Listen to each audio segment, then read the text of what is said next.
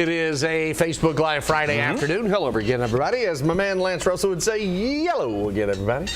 Love me some Lance Russell. That is. So did Tojo Yamamoto. Not Dave Brown, but instead Dave Baker. You know, Dave Brown was actually the weather guy. Yeah, for like 35 years. At the station in Memphis, and he was the second banana on with banana Mid-South Championship Wrestling. It was a little bit of everything. Wasn't that what it was? It was USWA, CWA, Mid-South. It was all over the place. So, but welcome in as we give you a little 10, 15 minutes or so of football and sports and things in between. And let's just get right down to it. Tomorrow it's Kentucky and Vandy down in Nashville. It is a noon Eastern start. If you're down in Nash Vegas, it'll be at 11 o'clock in the morning. And the Cats have already had a couple of early rise games and going to have another one next week with Florida. And so UK and Vandy, every single time, if you are a Kentucky fan, you say, that's a win. Except when it's not, like last year when UK had no business losing the game. Well, they did, kind of. They let Vandy hang around and whatnot, but it's a homecoming for Ray Davis, and that's kind of the headline, the second headline, I guess, other than the game this week. Well, and it didn't get a lot of play up here. And I'm not saying we didn't give it a lot of play, but it didn't get a lot of play. Clark Lee, that's the guy, right, at Vandy? When he was talking earlier this week, you know, the Ray Davis question came up, and he said, yeah, I'm looking forward to da-da-da-da. And then he talked about the fact, and I'm kind of paraphrasing here, but he made a comment that basically, you know, we haven't gone out and tried to do things with the portal. Right. You know, we want to develop our guys and everything. And I mean, to me, that was a direct shot at a place that took their top running back out of the portal. And so that's got to put a little more juice into it. Brad White didn't pull punches at all. He said after something like that last year, if you don't have a little case of the goo, as Marty Brenneman would say, then you're not much of a competitor. That's right. But the question is, what can you do about it from an execution standpoint? And you know, Vandy's always been funny. I mean, there's not going to be a big crowd tomorrow because there's got that whole part of the end zone still under construction. The north end of the end zone. I mean, it looks like a construction zone. And so, you know, and there was a time back in the Bill Curry days, and I can't even remember, was that Jerry DiNardo was there when Mummy was there? Correct. But they came out and they just intimidated Kentucky. They'd be standing out there on the 50 and, you know, kind of barking at them and everything. And so it's always been a very difficult game for Kentucky, regardless of the talent, regardless of who the coach is. And I believe last time I looked, Kentucky was, a 2-touchdown favorite? Yeah, they about 13.5, yeah. I mean, you know, you'd love to see them break out and have that kind of game. Sure. But if you want to use the horse racing analogy, if you were looking at the past performances, they have not done that yet. You know, going into, I believe it was 2016, I think it was, 2015, 2016.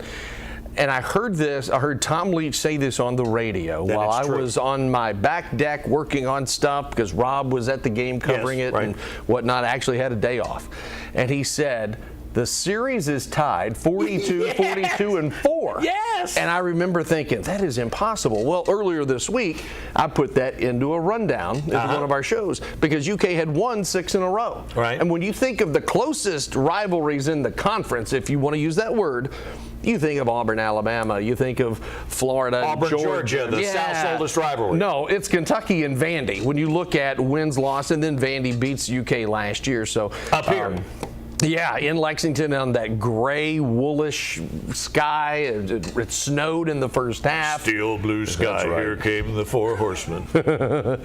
And it was just odd. You know, you mentioned Vandy trying to intimidate UK, and I'm, of course, thinking, what are you... You're laughing about this, but it happened. What are you shouting, Pythagorean theorem? No. Ask everybody. Trying to beat them in a spelling contest? I mean, listen. I mean, those guys came out and they just kind of chested up, and you know, when they came out of the tunnel, and for like 2-3 years, it was like that, and it's you know, listen. I mean, they're obviously smart and everything down there. But if you want to be a high-level SEC football team, if you're gonna get intimidated pregame by Vandy, that's not a good formula for success. Not normally.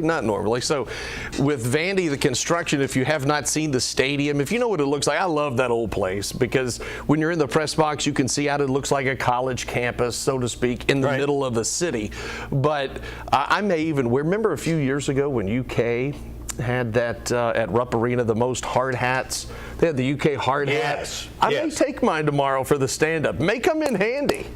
May come in handy. A little vest? Yeah. I think I've got one of those little vests upstairs. I really do. I've got some hard hats and I got an extra large. I may need a I think I got one as soon as I get back upstairs. But, here we are a month into the season. Mm-hmm. This is going to be week 4 for the Cats. And I hate to bring it up because you're undefeated. You've scored 35 points. You beat another team by 35, whatever, beat a team by 30. And nobody is happy. And down by Kroger Field. Don't apologize for bringing it up because it is what it is. But it's, right? But 3-0. There's a lot of teams not 3-0. But there's a lot of teams that hadn't played Kentucky's schedule. Well, I tell you what, it's a good thing Kentucky has played this schedule because if they had played, let's say what Colorado has played, had they played what Clemson has played, this team is not 3-0. No, they may be 1-2 if they played a heavier schedule. And I mean, when you look at the SEC schedule and you project where you want to be at the end of the season, if you're Kentucky and you want to have the kind of year that you think you ought to have and you want to have, this is a must-win. Yep, I agree. I mean, because no question. And that's nothing against Vandy, but I mean, they've got I think this is what, Lee's second year, is that right? Yeah. Clark Lee's second year as head coach. He was brought in there because they weren't getting it done. Yeah. And so when that's the case and you're still trying to build, I mean, you got to take care of opportunities like this. And the concerning thing, I think the effort has been good. Yeah. But the execution has not been. Not on. It was, I thought, pretty good last week on defense, but still I think there are opportunities, like Brad White said, to make some more big plays. But I mean, the offensive line has not executed.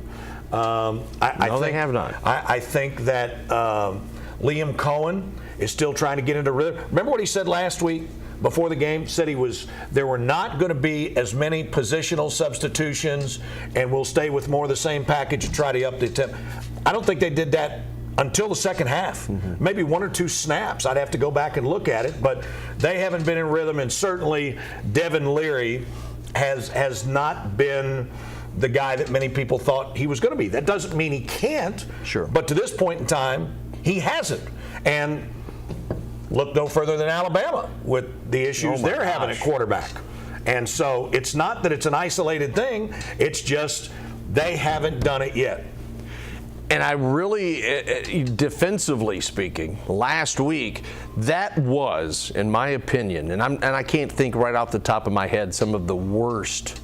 Miami of Ohio, when they had those horrific helmets that they brought in here with that red and silver camouflage thing a few years ago. That team was bad offensively. Okay. But Akron, they did not, the quarterback could not throw it from me to that wall. They had no zip. Yeah, they were not going to take the top off of anything. No. Yes, they could beat you on the ground, a QB draw, a screen pass, get a block, take it off. But they were not going to throw the ball down the field 15, 20 yards and beat you. So the defense, really, it was a scrimmage for them. Right. But offensively, again, UK could have scored 50 points. You think of the Jordan Dingle catch, great catch, one-handed snag, and then he fumbles at the 10 and the ball rolls into the end zone. You think of 2 snaps over the quarterback's head. Yeah, and Ray Davis, how many times is that wild play crisscrossing the field? How many times is that going to happen against a good team? It's not. Right. So there's just a lot of wrinkles right now, and Mark Stoops got to fire up the iron and try to get the steamer out.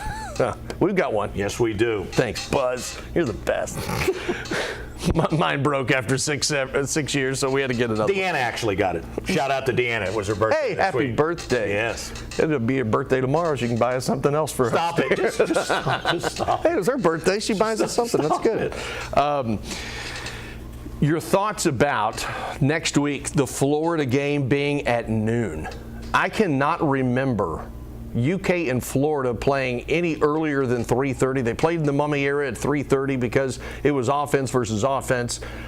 They play at night, but I think a lot of people at UK have got to be steaming with the selection of UK and Florida at noon next week. Yeah, I mean, the good thing about it though is that it's not during Keeneland.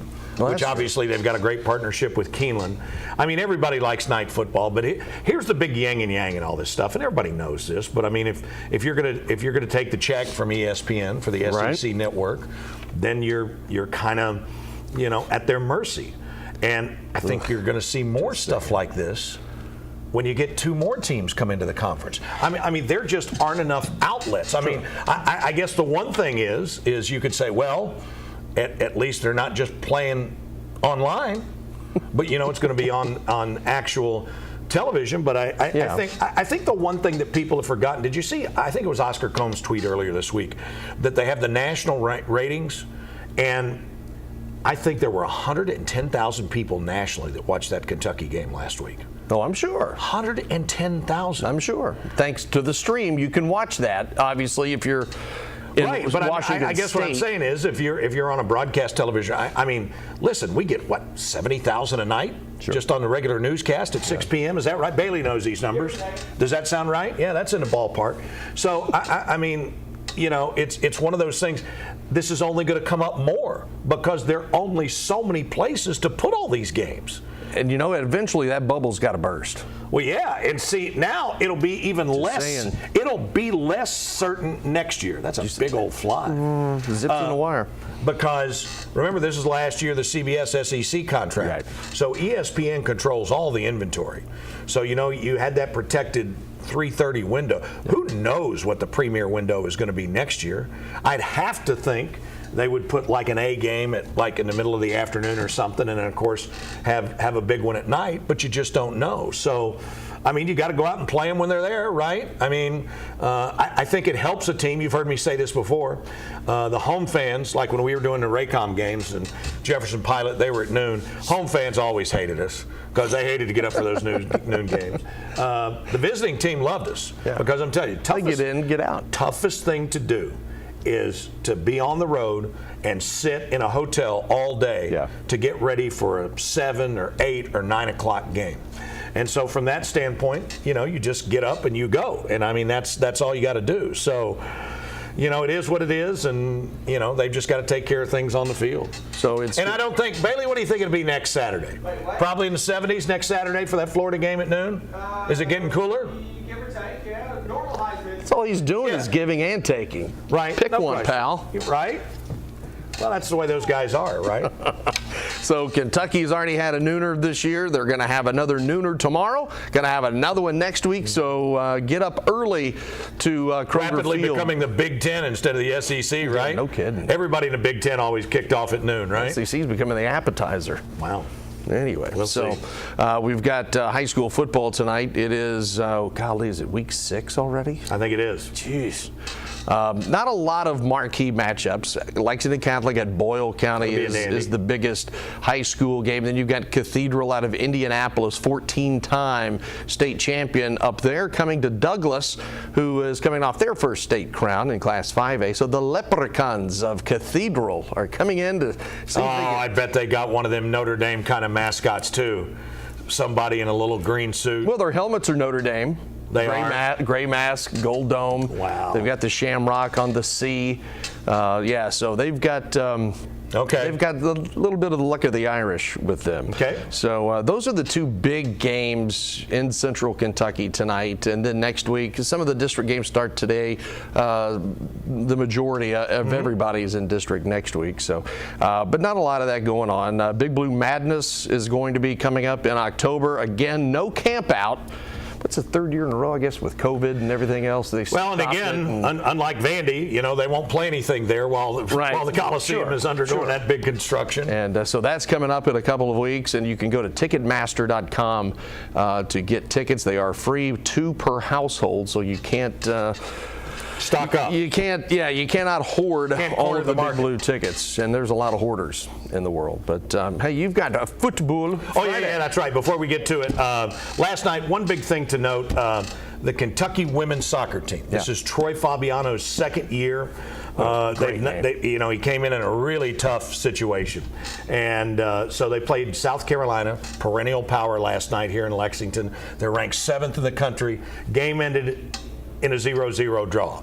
You, being the traditional sports guy, said, I hate ties. Okay. We are in the 2023. I get it. But can we not come up with some other no, way? because what's happened is it's because of safety now. See, they don't even play extra time in the regular season now. There used to be 2 or 3 extra time periods, 10, 10, 5. They don't do that anymore. Anyway, so Kentucky ties, and in soccer you get 3 for a win. Right. 1 for a tie. Correct. Right. And I get all that. So they get a point. But the significance is Come on. this team hasn't won an SEC match since 2021. They've not scored a point against South Carolina since 2014. So this is a big step forward. They remain unbeaten, and they play at Florida on Sunday. There's no tying. There's no tying in sports. That's crying in baseball. I know. Practice. Come on. We talking about practice? But let's talk football. You ready? yes, Dave Baker, take it away for Football Friday. Welcome into another Football Friday as we get you set for Lexington Sporting Club action Saturday night, 7 o'clock over Georgetown College's Toyota Stadium as LSC takes on the Chattanooga Red Wolves. The tailgate begins at 5. Gates open at 5:30. First touch is at 7. Tickets at lexsporting.com. So Kim, the midfielder, and defender Owen Green here with us. Let me talk to you guys for a second. What's your background, your soccer background that brought you here? My background, well, it stems from me. I was actually with the MLS club Sporting Kansas City, and I was raised through there, like middle school and high school. Yeah. Went off to play college ball at Duke University.